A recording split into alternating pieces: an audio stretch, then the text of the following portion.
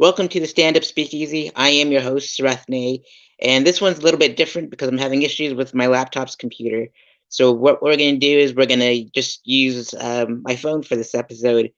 But every single episode of this Stand Up Speakeasy, I invite on a guest, and it's something different. It's different social experiment with podcasts, which is like my current guest invites my future guest to be on the show. So it's like a secret society of stand up comics. It won't be visible on YouTube, but it'll be visible on my channel. So the only way in is if you get invited onto the show by a guest. So without further ado, I'm gonna bring my pal Steph, and she's from Chicago. Hey Steph, how are you? Hi, how's it going? I'm doing quite well. Thanks for being on the show today. Oh, it's my pleasure. Thank you for having me. You're very welcome. And let's see here. So Steph, you're an artist and resident of Jill of All Trades in Chicago. How did you get involved with Jill of All Trades? Well, Jill of all trades is kind of the banner I fly under. It just means I can do a whole heck of a lot. I have expertise in lots of different avenues and such. Awesome, awesome. And so when you're not creating your own art, you're in theater shows. How did you get involved with theater?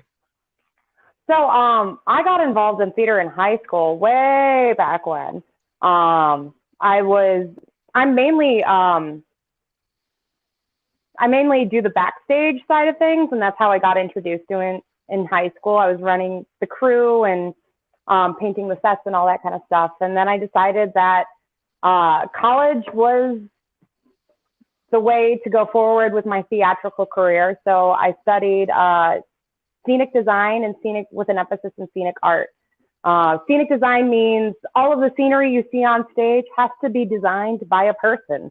And a scenic artist is the person that helps accomplish that vision. So that's what I've been doing here in Chicago for the past, 10 or so years, being a scenic artist for theater. So that means I go in, I paint wood to look like different kinds of wood, and work really closely with other people on the production team to accomplish the overall vision of the show.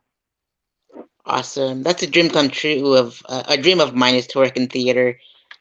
And so I'm still young, so I think I should venture off into theater and maybe learn from you if that's all right. That'd be Oh, pretty that's totally all awesome. right. I love teaching people how to do the craft for sure. Awesome. Perfect. I'll have to take you up on that. So let's see here. And you're gracing the stage After at this. COVID's over and we can get all together again, I will be more than happy to teach you how to paint wood to look like other kinds of wood. Awesome. Sounds great. Yeah, COVID is just I was supposed to go on tour and interview comics along the central time zone and thought, well, since I can't do that during these times, I'm just gonna do it from home and then it's working out perfectly. So it's fantastic. That's It's awesome. so awesome. And so you're also you perform stand-up comedy and showcases all around the city. What got you into stand-up? Well, I'm one of those weird ones where improv actually got me into stand up. I used to be a part of this theater softball Chicago like league here in Chicago, and one of my good friends, Christy, I had a bunch of questions one day, and she's like, "You should probably go take an improv class." So I went over to the IO Theater and enrolled in an improv class, finished my classwork there. And then I realized along the way it was so much easier to book myself individually than it was to book a whole team of improv people. So I decided to strike out on my own, and I started like I told myself I wasn't doing stand up because that was just too big, hairy, scary for me at that point in time. But I was I was doing stand up. I was doing humorous storytelling, so it's stand up. And I just started booking myself all around the city. And oh gosh, maybe it was 2 years ago now. So I'm in a time warp, this COVID thing, man. But yeah, like about 2 years ago, I set myself a goal because anytime I do anything creative in the creative realm at all, um, I kind of go all the way for it. And so I decided the way I was going to do that with stand up comedy was to do 150 mics in a year. So that means like open mics, gigs, shows, all that kind of stuff. Anytime I had to stand up in front of a bunch of strangers and tell my jokes, I counted it in my 150. And at the end of the year, I treated myself to my first ever 30-minute set, which, I mean, I have it recorded and it looks beautiful. Some of the jokes fall flat, and there's definitely like a big gaping space in the middle where I just went, oh, I think I'm out of words. Oh God. But I have video recording of it, so I can always reminisce on how my first 30-minute set went. That's awesome. 150 is a good number. Like I'm a concert journalist too, and so like and a journalist, and my goal was to write 150 articles per time zone. So Awesome. it's I reached it, so it was perfect. So 150 is a great number for both of us for sure. Yeah, I ended up hitting 157 that year. So Well, I hit my goal and I surpassed it, which I was ultimately pleased with. indeed, definitely calls for a celebration for sure. Indeed. Absolutely. So you're a producer and a creator and the host of Steph's Drawing Parlor. What it's a monthly showcase, variety showcase. What got you into producing, creating, and hosting your own show? I was sick and tired of not being booked on other shows. To be Good honest, call. I come from a very strong mindset of if something I want isn't happening, I make it myself. And I didn't really see a variety showcase, or the variety showcases I saw, they were like a bunch of friends in a room putting stuff up together for their other friends to see, which is great and important to the craft and like a great stepping stone. I kind of wanted to elevate it a little bit, and I'm a little extra when it comes to my style and fashion. So it got me a chance to wear all of my fun, fancy dresses and host a lovely evening full of music and laughing and any other variety that came my way. I've had clowns on, I've had burlesque dancers on, and it was a whole lot of fun. We used to do it over at the Elbow Room. November is a year of that being shuttered, actually, because I was going to take Steph's Darling Parlor to the Edinburgh Fringe Festival this year out in Scotland, and be a part of that fest, which was going to be so exciting. And then the world stopped. So, yeah, I was kind of on hiatus of producing that show because I was revving up to go to Scotland and start a huge fundraising campaign and all that stuff. But last the pandemic hit.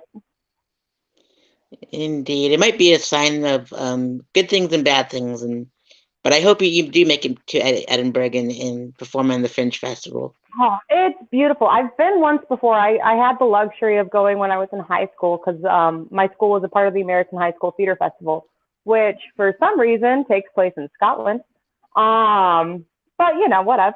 And I did a whole lot of fundraising to get there, and I was ready to go back as an adult because like they told us all of these rules of like you can't drink when you're there, even though you're of age, because I was 18 at the time. They're like, you can't drink. It's not allowed. We'll send you on a plane back home. And I'm like, I'd much prefer staying in Edinburgh than drinking. So I didn't. And now I kind of want to go back as an adult and tell stories in pubs into the late hours of the evening and meet a bunch of fun people. So alas, my plans are forestalled, and we'll get them going next year. Absolutely, indeed. And so I found your I visited your website and I saw what you've done and I was blown away. And then like I put all your Instagram and your Pinterest and stuff on there. I'm scrolling on the bottom and what we're Thanks. doing with your interview. You're welcome. Is we're raising funds for Steph so she can go to the Fringe Festival. And we're also raising funds for her favorite charity, SaveOurStages.com. So we have a stage to go to when the pandemic is over.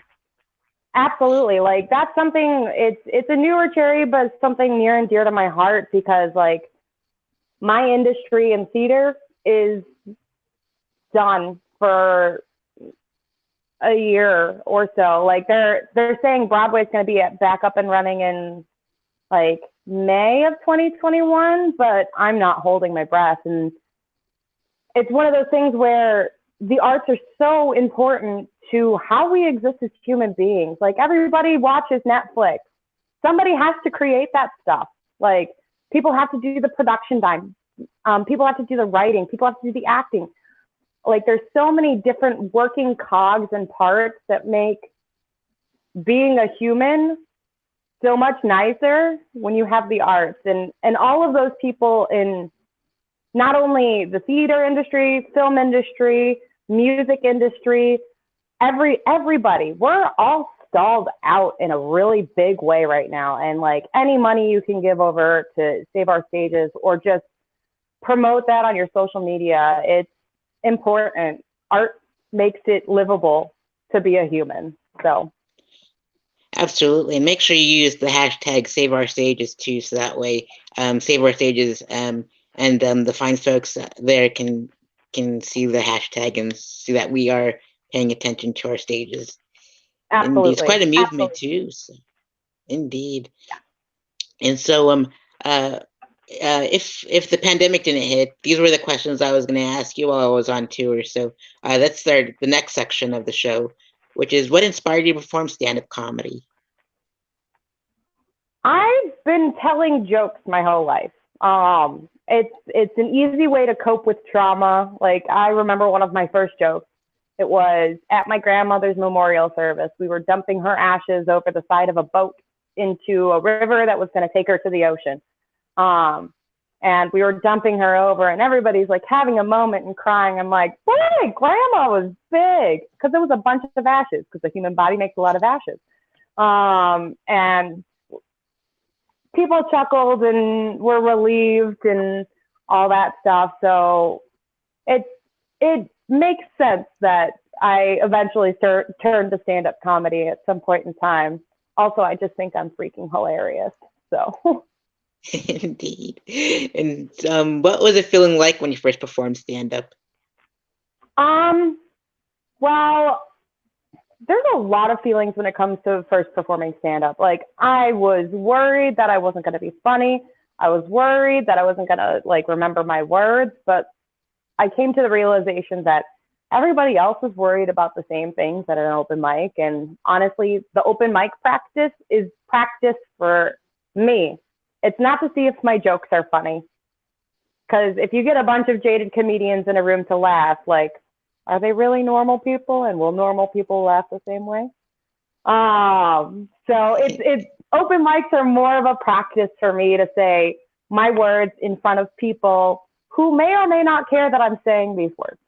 And it's a whole lot of mind over matter. I have the luxury of having come through a creative training through scenic art and all that jazz. So like learning a new creative skill, there's always more skill sets that you can learn, but the roadmap is pretty much the same. Like you can feel however you want about it in the process. Just know that that's a part of the process and keep moving forward. If you have internal self-doubt about your material, that means you need to work harder, put your head down, and get the shit done. And if you don't want to do that work, you can bemoan about how nobody understands your comedy and your jokes are like so amazing, but people just don't get your humor. Whatever. If you make the normal people laugh, you're a comedian. If you don't, you're a practicing comedian. Absolutely. Indeed. I agree wholeheartedly. And what are your favorite comedy specials and comedy record albums? Oh, I am one of those sticklers when it comes to like watching other people's stuff. I mimic. I'm a mimic. I have this embarrassing story from when I was visiting New York when I was in high school or something. And we were in this deli once, and in New York, you have everybody with all sorts of different accents. And our waitress had an Australian accent. And she asked us if we wanted a baby cheesecake. And I responded, yes, I would like a baby cheesecake. Like I was making fun of her just because I heard it and like regurgitated it. So knowing this about myself, I don't tend to watch other people's comedy unless I'm in the bar or at a show watching somebody else's set. because I know I'll absorb what I find is funny and probably regurgitate it. So I'm always a little bit concerned about stealing other people's jokes because people work really hard on that. And if I find it funny, it's not mine to say. But I loved Nanette. Nanette was great. It was just a lovely journey. When it comes to comedy, like I like my comedy in a narrative style. I love sitcoms. I just finished watching Community for the first time. I know I missed the boat. It's over. We're hoping for a movie. But it like I like episodic narrative comedy because I love the relationships, and a lot of my comedy is based in the crazy things that happen to me and happen to a lot of other people. I just get to bring voice to it. And the laughs that I love getting the most are just like the because those are sounds of recognition to me, where it's just like, oh, I'm not alone in having this experience, and you're having that reaction over there because you too were in an awkward situation on the first date, similar to mine. So it's, for me, comedy is a way of sharing empathy, and poking at the things that might be uncomfortable for other people to talk about, but if I say it, it clears room for them to talk about it in their own personal lives, which is, if you can identify with a person on stage, you can also identify with another human being. And it's those connections that are most important nowadays in this political climate that we are in right now, because there's more that we're alike than we are different. Most definitely. I was late to the party for The Office, and I ended up loving the show because everyone told me to go watch the show, and I'm like, okay, fine. But that leads me to my next question. And Community was your favorite sitcom, one of your favorite sitcoms. What are your favorite sketch shows and other favorite sitcoms and favorite comedy films? Oh, okay. So I have lots of these. I loved The Good Place. The Good Place got a really great conversation going about what it means to be moral and what it means to be a good person. And they didn't mention religion in that. It was purely philosophical that they were coming from. And I loved Parks and Rec, which was great. Community is now one of my top. Let's see. Those are like the main. Michael Schur is like one of my favorite showrunners. Anything he touches, he did The Office, he did Parks and Rec, he did The Good Place, and he's just on fire, and he just writes such smart dialogue and develops his characters in a way where you just want to leap through the TV screen and be like, I know you, you're my friend. So like, I love that. In terms of movies, like I have the classics that I love, that really don't age well now that I watch them as an adult, like Wedding Singer, is one of my favorite comedies, but like there are some jokes in there where you're just like, ooh, this was definitely made in the early 90s. Because you could say some jokes back then that you really, really just can't say now. But in terms of like films and stuff, I'm definitely one of those people who falls asleep right in the middle of it because I like an early bedtime, which goes at odds with having a stand-up comedy career. But I definitely fall asleep during a lot of movies. I also get inspired by my friends and their work ethic and their funniness. Like I love the women in the stand-up comedy scene here in Chicago. So many of them are smart, funny, brilliant women who really know what they're fucking talking about. And I identify with a lot of their stories because a lot of their stories are my stories. That's awesome. And your favorite sketch shows?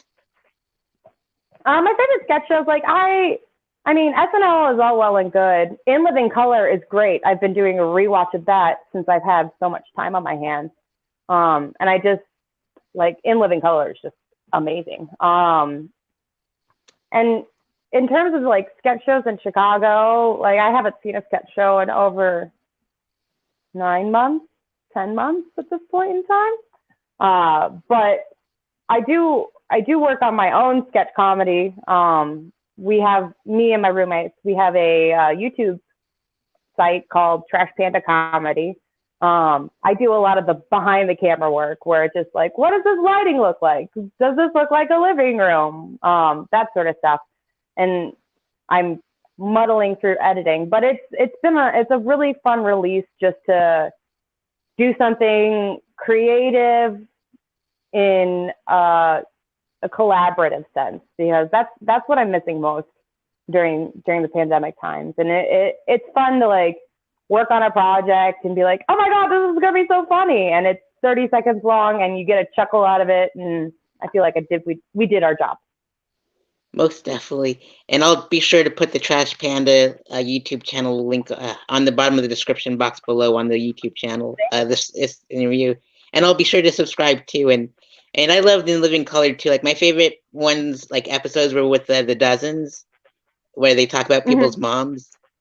And so, like when Yes. I was in middle school, I would watch. Yeah, I'm 37, so I'm like I don't look 37, but I would mimic that and like talk about people's moms on the school bus, and people would just love it. It's just like I just can't get enough of the dozens. It's good Yeah. stuff.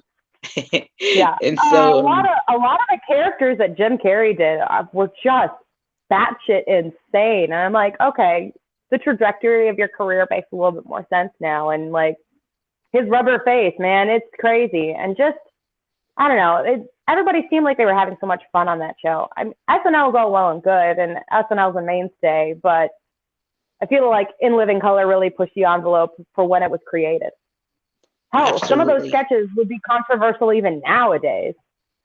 Absolutely. I agree. Like, Fire Marshal Bill and Handyman and, Men on Film and all those they're just The fantastic Toms are the sketches. one where I'm like, oh, that is still incredibly relevant today.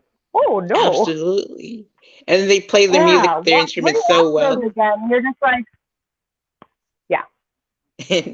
Most definitely. And if you can go on tour with any comedians locally and internationally known, which comedians would you like to go on tour with? On tour? Oh gosh. So, oh, I haven't even thought of that, because I would be leading the tour, and whoever would be coming with me is like, hey, who's got a car for 3 weeks? Um, but if I had my dream of dreams, um, Patton Oswalt is one of my most favorite comedians. I love his storytelling. I love how dynamic, and how he just like grabs you and just pulls you in and like really gets you. And I would love just to be on tour and absorb those stories. If like John Oliver or Stephen Colbert were doing tours, I don't think Stephen Colbert doesn't even do stand up. He just does monologues for his show. But like if either of them were touring, I would love to like hop onto that just to hear the stories they tell backstage. Because I would definitely want to go on tour with folks who've had some troubles or came up in Chicago at the same time, or some along those lines, just so I could shut up and listen. Because they have so many fun stories about so many fun people, and it's just wild to have that sort of juicy context to look at people through a human lens. Most definitely. And locally, local comics. Oh, local comics. There's so many good local comics here in Chicago, and I haven't seen so many of them in so long, so none of their names are in my short-term memory anymore. Um, but any smattering of women, I would love to do a tour. Amy Nico Schwartz is one of my favorites, and she and I have talked about, like, we were talking about doing a Midwest tour forever ago, before even like Christmas of last year, and she's like, Midwest is best, or some like Midwestern housewives bullshit tour kind of thing. And basically anybody who I would book on my show, I would be glad to go on tour for. Fantastic. And let's see here. If you can get roasted by 5 comedians, past or present, which ones would you like to get roasted by? Roasted? Ooh, I don't know. can none of them be an option? Oh, well, Sharon Palm did a hell of a job roasting me in a roast battle a year ago or so, year and a half. And that was fun. But honestly, it would have to be somebody who I love and respect to roast me. And that means the women in the Chicago theater scene or Chicago stand-up scene for the most part, because like a good roast only works if you know the person. And if you can nail them to the post with love and respect. Like Sharon and I had like a talk beforehand, and I'm like, I'm going to go for you, and I'm going to go for your heart, and I'm expecting you to come for me hard. Like, I love you. You're amazing. I feel like you're an amazing comedian. Now fucking roast me the way I deserve to be. And if there's anybody who would fit that description, I would say, yes, roast me. Let's go. Absolutely. And I remembered you mentioned that you had a short-term memory and you forgot their names, so we'll just leave it at just Sharon. So Yeah, Sharon Paul. She can roast me indeed. here until forever. That sounds great. Indeed. So you've done improv, sketch, theater. Which other forms of comedy would you like to venture off into, like comedy writing, directing, I podcasting, mean, etc.? podcasting is definitely not for me. Everybody who's doing a podcast right now, props to you, because like I have no interest in doing one myself, but I will gladly be a guest anytime anybody likes. But in terms of like comedic stuff, like it's I've taken a real pivot during this time and space that we've been given in this pandemic, and really reevaluated what it is I'm looking to do. And it's one of those things where like I've admitted to myself, I'm not gonna be famous in comedy, and that's okay by me. That's like perfectly all right. Amber Ruffin. I would love if Amber Ruffin roasted me. See, these are just gonna filter in. Okay. Uh, yeah. So like in this space and time, like the comedic expressions that I have available to me, like I'm not interested in doing the online shows. Like I know what it is about an audience that I love, and it's the personal connection that I can see somebody's eyes and see how they're looking at my eyes, or not looking at my eyes. It's that very ephemeral connection that you only get in live theater, in live comedy, in live music. Like it's just that visceral conversation is what does it for me. But in terms of like my personal comedy pursuits, I've very much so pivoted to being a fine artist at this point in time. And when we have a vaccine and we're good to go and stages are opening up in a more real way, and we can do it safely and have everybody's protection in mind, I am more than happy to get right back up on that stage and start spinning my webs again. But until that, I journal from time to time when I have like funny things in my brain that I just need to get out, or shit in my brain that I just need to get out. Journaling is good for both of those things. And just giving myself grace in time, in this time of space. Indeed. I'm learning how to pivot myself because I don't have any plans of being a famous comedian either. But I would. Right. I'm working on my three act monologue, if you will, and Nice. see what happens with that. I love that. Indeed. And let's see here. What is your favorite joke a comic has ever written? You're asking so many hard questions. That is terrible for my short-term memory. Honestly, my favorite joke is the last joke that made me laugh. There's not like a joke that I keep on and I savor and all that jazz. It's basically the last one that made me laugh is my favorite joke. And it could be a visual joke. It could be like memes are hilarious, and I am not witty enough to make memes, nor am I like quick and concise enough to write memes. But do they make me laugh? I love them so much. So yeah, that answers your question. Awesome. And what experience would you like your audience to take with them after a set is over? Say that again? What experience would you like your audience to take with them after a set is over? Oh, after my set is over, I just want them to remember me fondly as somebody who made them laugh. If I can make you think, great. Hey, bonus points, A++. But like, if I make you forget that life is hard for 5 minutes while I'm running my mouth on stage, done. Like, life is hard. Life is difficult. Life is a whole lot of unfunny right now. So if I can make you forget that your rent is due in 4 days for 5 minutes, I did my job. Absolutely. Indeed. And for this portion of the stand-up speakeasy is where we get to nominate, or you get to nominate, which guests are going to be on my future episodes. I So with love that being that. Indeed. And so with that being said, which open micer would you like to have as my guest on the future show? Your favorite open micer? You should definitely have Amy Nico Schwartz on your show. She's a hoot and a holler, and I adore her. She does Bad Waves Remix on, I can't remember the radio station right now, but if you search Bad Waves Remix, you'll find her.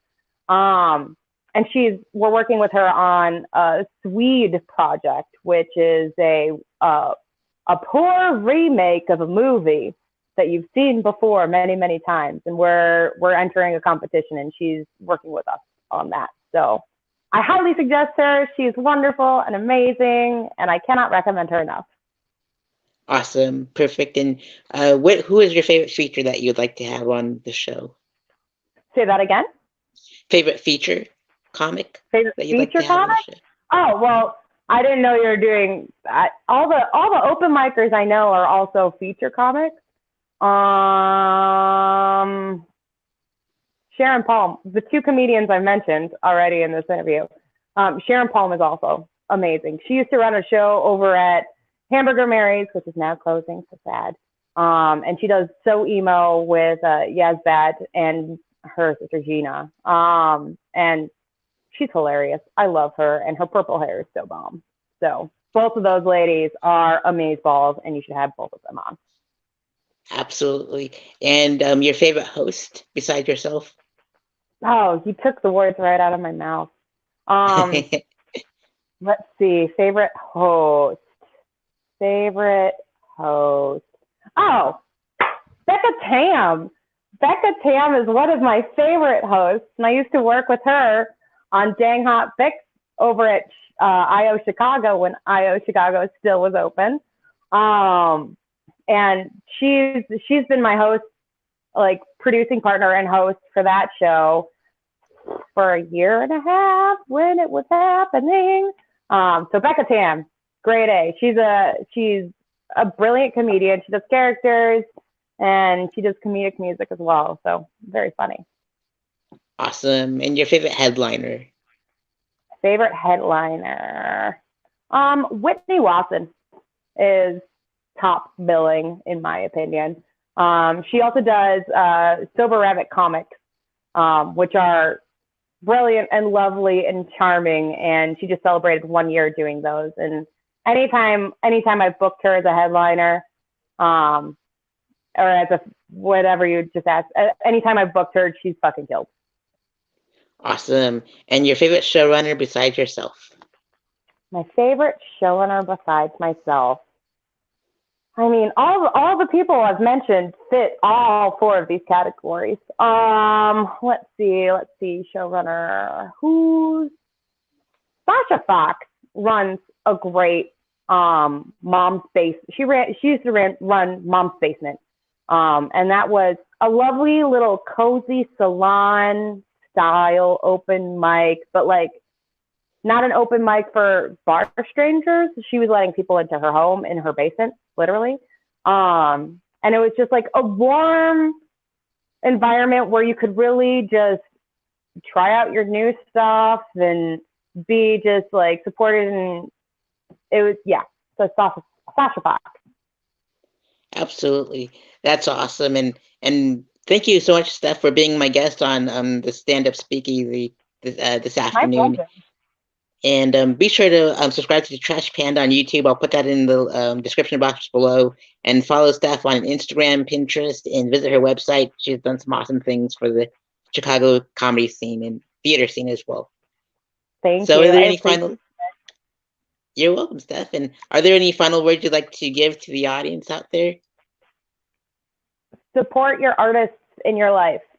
We're all having a really rough go of it right now. And if you have somebody in your life who is working in the arts, they would love to hear from you and hear about how much you love them and how you support them and how you are voting in their interests come November. Indeed, and definitely donate to Steph's Venmo and Save Our Stages too. And the links are on the bottom as well. So, Steph, thank you again so much for being on the Stand Up Speakeasy. I'll send you the link as soon as I post everything and combine everything on my website, and I'll send you that after I it'll go love off that. air. Thank you so much for having me. This is a great way to spend an afternoon. Awesome. Thank you so much, Steph. And I hope to see you in Chicago when I go out there and visit in May. So. Absolutely. If there's a vaccine, I will totally see you. Totally. Indeed. And you'll teach me about theater, so that'd be awesome. Hopefully there is a vaccine. Absolutely. Yes, Cool. yes. Thank you so much, Steph. Fingers crossed. You're the best. And I will see Thank you soon. you.